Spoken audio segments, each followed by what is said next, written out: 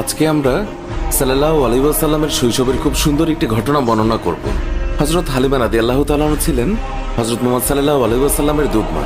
হালিমা রাদিয়াল্লাহু তাআলা বলেন, যেদিন থেকে মুহাম্মদ আমার জীবনে আসে তখন থেকে আমার জীবন বরকতে ভরে যায়। তিনি এতই বরকতময় ছিলেন যে তার নামও রেখেছিলাম বরকতময়। হালিমা রাদিয়াল্লাহু তাআলা বলেন, একবার খরা হয়েছিল, জীবজন্তুরা না খেয়ে মারা যাচ্ছিল, কিন্তু আমার বাচ্চারা যেখানেই ছাগল নিয়ে যেত সেই ছাগলগুলো ভরপেট খেয়ে আসতো। এই অবস্থা দেখে গ্রামের মানুষ তাদের বাচ্চাদের বলতে লাগলো, হালিমার বাচ্চারা যেখানে ছাগল চড়ায় তোমরাও সেখানে যাবে। এরপর থেকে গ্রামের অন্যান্যরাও হালিমার ছাগল যেখানে চড়াতে নিয়ে যেত সেখানে তাদের ছাগল নিয়ে যেত। হালিমার ছাগল এবং গ্রামের অন্যান্য মানুষের ছাগল একসঙ্গে চড়ানো হতো। কিন্তু গ্রামের মানুষজন লক্ষ্য করলো, যেখানে হালিমার ছাগলেরা পেট ভরে খাচ্ছে কিন্তু ছাগলের পেট ভরছেই না।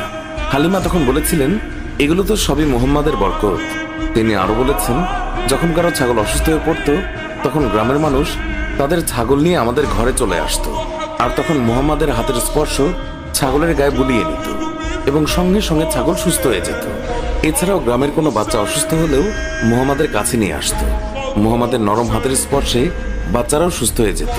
একদিন হালিমার মেয়ে বললেন, মা, আমি মুহাম্মাদকেও ছাগল চড়াতে নিয়ে যেতে চাই।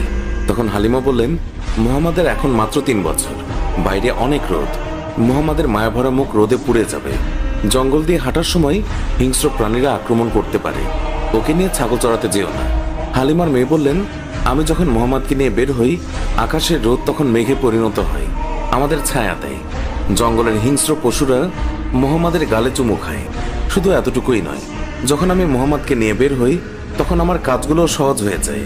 যখন হালিমার মেয়ে অনেক জোর করতে লাগলো তখন হালিমা মুহাম্মাদকে তার সঙ্গে ছাগল চড়াতে যেতে অনুমতি দিলেন। এইভাবে কয়েকদিন যাওয়ার পর হালিমা তিনি মুহাম্মাদকে বললেন, তুমি আর ছাগল চড়াতে যেও না, আমি তোমাকে অনেক মহব্বত করি, তুমি আমার কাছ থেকে দূরে গেলে আমি খুবই চিন্তায় থাকি। এরপর একদিন হালিমার মেয়ে কাঁদতে কাঁদতে বাসায় ফিরলেন। হালিমা কান্নার কারণ জানতে চাইলে মেয়ে বলে, তাদের একটি ছাগল শিয়াল ধরে নিয়ে গেছে। এই কথা শুনে হালিমাও কান্না করে দেয়। শিশু মুহাম্মদ তখন মায়ের চোখে পানি দেখে সে বলে, আমি এক্ষুনি তোমার ছাগল শিয়ালের কাছ থেকে এনে দেব। মা হালিমা তাকে যেতে না বলে, কিন্তু মুহাম্মদ রাসূলুল্লাহ সাল্লাল্লাহু আলাইহি ওয়াসাল্লাম তার কোমল মনে মায়ের কান্না সহ্য হচ্ছিল না।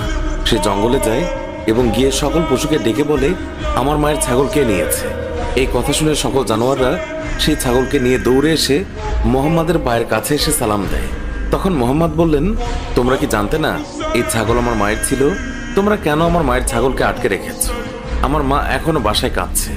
উত্তরে সব জানোয়াররা বলল, হে নবী মুহাম্মদ, আপনি কয়েকদিন ছাগল চড়াতে এসেছিলেন, তখন আমরা আপনাকে লুকিয়ে লুকিয়ে দেখতাম, কিন্তু এখন আপনি আর আসেন না, তাই আমরা আপনাকে দেখার জন্য ছাগলটাকে আটকে রেখেছিলাম। জানোয়াররা বলতে লাগলো, আপনার জন্য আমাদের জীবন কুরবান হয়ে যায়, আপনাকে দেখার নিছক বাহানা ছিল এই ছাগল ধরা। আমাদের দয়ার নবীকে জঙ্গলের পশু পাখিরাও তাকে দেখার জন্য আকুল হয়ে থাকত। সুপ্রিয় দর্শক, এই ছিল আমাদের আজকের ভিডিওটি ভালো লাগলে লাইক দিন, শেয়ার করুন, আমাদের অন্য ভিডিওগুলোও দেখুন।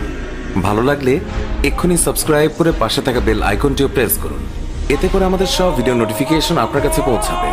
এখনকার মতো বিদায় নিচ্ছি, দেখা হবে নতুন